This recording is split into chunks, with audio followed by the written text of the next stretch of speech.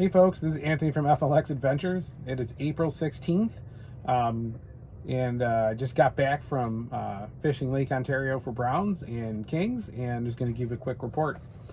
Today it was real fun. I was joined by my dad and my Uncle Sam, his older brother, and we fished out of iBay. I was kind of a little skeptical, just looking at the amount of muck that's out there. I can see it right now. It's dirty. Lot of sediment, debris coming out of the Genesee River, and there's a lot of debris out in the water.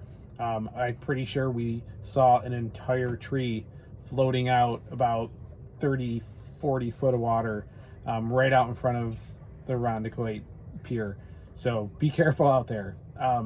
We set up right in front of Shipbuilders and headed towards Webster. The action wasn't super fast. We were in maybe 10 to 12 foot of water. We got a few bows in the boat. They're small, nothing to kind of write home about. And we ended up going past Webster Park and down to the cliffs down there. And it was also quiet. And then it got real, the water got actually full of debris. We got in some sort of scum line, and it got getting dirtier and dirtier the farther you went. So we picked up, we went back to Webster Park where we had a little bit of luck, and we set up, and heading back west was things really started to kind of turn on for us. We had a bunch of browns. Once we got back up to Shipbuilders Creek, we noticed that there was kind of a mud line, kind of maybe in like 30 foot of water, heading kind of northeast. So we ended up like, we wanted to get some kings. So we started heading kind of right parallel to that mud line, dropped our Chinooks down to about 20 feet out, and we started getting king bites. We lost two and got one in the boat, and there's a nice 15-pounder. It's going to go home and clean it up and have a nice little fillet for dinner. So what worked for us today? There's this one here. It's not the Jägermeister. I kind of forget exactly what it's called, but this took a lot of browns in that really dirty water. It's not Jägermeister. I can't remember exactly what it is.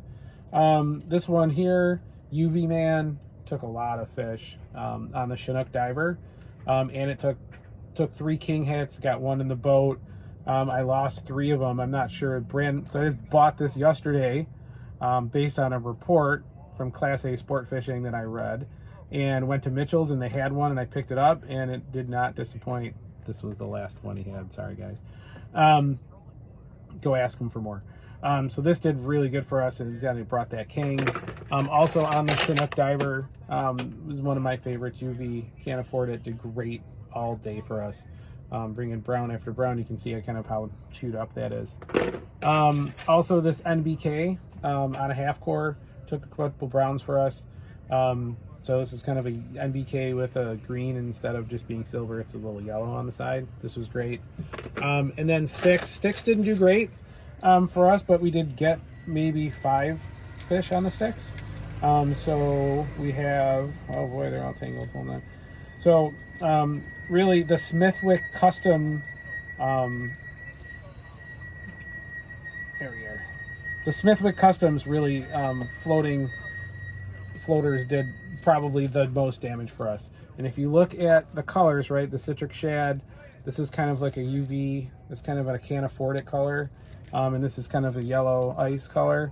These all took fish. So if you kind of put the pattern together that we ended up building, right, what color was hot? Yellow, right? Anything we stuck in the water with yellow started catching fish, which is funny because about a week and a half ago, purple was the color. The water was a lot clearer. It was before the blow, before the rain. But now with this dirty water and all of the debris in the water, yellow seems to be the color of the day. So if you're fishing out of iBay and you want to catch some browns and some salmon, yellow. Have a good day. Thanks, everybody.